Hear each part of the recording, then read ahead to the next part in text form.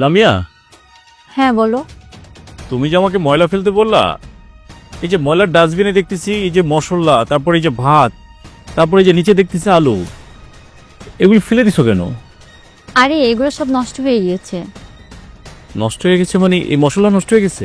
হ্যাঁ দেখো না, ওল পড়ে গেছে। তো রোদে দিতা। আরে মনে ছিল না রোদে দেওয়ার কথা। ঠিক আছে।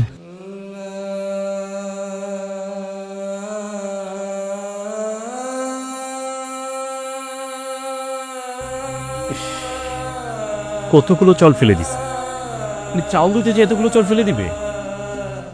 আল্লাহ।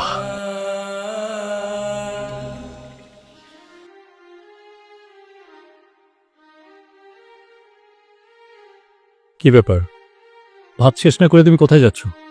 খাবারটা খেতে পারছি না, ফেলে দিতে যাচ্ছি। এতগুলো ভাত তরকারি তুমি ফেলে দিবে? খাইতে না পারলে কি করব, ফেলে দিব না? তো তুমি খেতে পারবা না, এতগুলো নিছো কেন? আরে তখন তো ভাবছি খেতে পারবো, কিন্তু এখন খেতে পারছি না।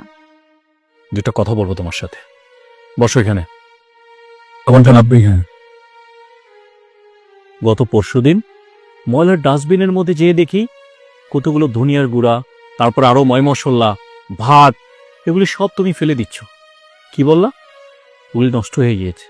মানে নষ্ট করছো, অপচয় করছো, আবার ফেলে দিচ্ছ। তুমি কি ঘরের লক্ষ্মী না অলক্ষ্মী? এসব তুমি কি বলছো? ঠিকই বলছি, অপচয়কারী শয়তানের বন্ধু।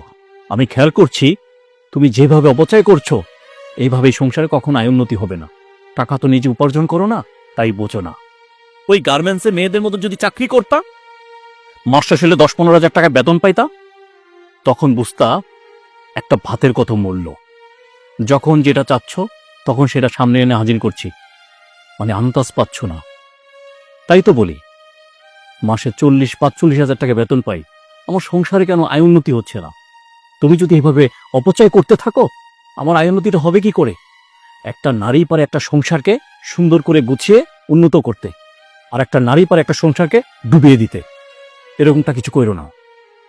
আমি তোমাকে বোঝানোর জন্য কথাগুলো বলছি। কথাগুলো যদি তিতো হয়ে থাকে তারপরও মিষ্টি।